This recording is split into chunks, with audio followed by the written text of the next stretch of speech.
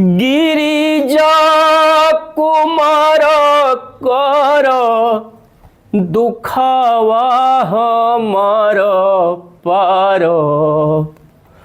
गिरिजा कुमार कर दुखावा हमार पार। ढर ढर ढर कतबा लोर मोर हो बाबूजी। ढर ढर ढर कतबा लोर मोर हो बाबूजी। पढ़ल गुनल भूली गैल समदल भेड़ा भैल। पढ़ल गुनल भूली गैल समदल भेड़ा भैल। सौदा बेसाहे में ठगैल हो बाबूजी। सौदा बेसाहे में ठगैल हो बाबूजी। के ऐसन जादू कोइल पागल तोहर मती भइल।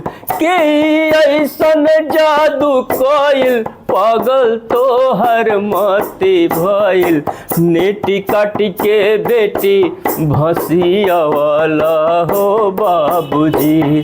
नेटी काटी के बेटी भसियावाला हो बाबूजी। रुपया गिनाई लिहला बगहा धराई दिहला। रुपया गिनाई लिहला पगहा धराई दिहला। रुपया गिनाई लिहला पगहा धराई दिहला। रुपया गिनाई लिहला पगहा धराई दिहला।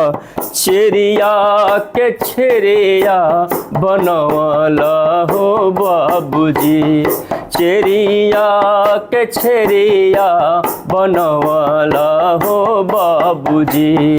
चेरिया के छेरिया बनवाला हो बाबूजी। भिखारी ठाकुर के नाटक बेटी वियोग के ये गीत। आगे भी ये गीत में एगो लड़की अपना बाप से सवाल करती है। बार बार भिखारी ठाकुर पर ये आरोप लगेला कि भिखारी ठाकुर के रचना में प्रगतिशीलता नहीं है। कल्पना करिए वो दौर के जौना दौर में लड़की बेचात होगा सा, बेटी के लोग बेचत होके, वो दौर में अगर बेटी अपना बाप से सवाल करतिया कि बाबूजी हमरा से कौन गलती भइल, का भइल, काहे तो हमरा के बेचा तरह, काहे तो हमार शादी बूढ़ बर से करत तरह। इस सवाल अगर कोनो लड़की करत या अपना बाप से, इससे बड़ प्रगतिशीलता का हो सकेला। आगे देखिए वो लड़की अपने बाप से का सवाल करती है, कैसे करती है। साफ के आंगन गली के छिपा लोटा जोठा मली के। साफ के आंगन गली के छिपा लोटा जोठा मली के। बन के रहनी माई के टहलनी हो बाबूजी। बन के रहनी माई के टहलनी हो बाबूजी। गोबर करसी कैला से पिया छुतिहर धैला से।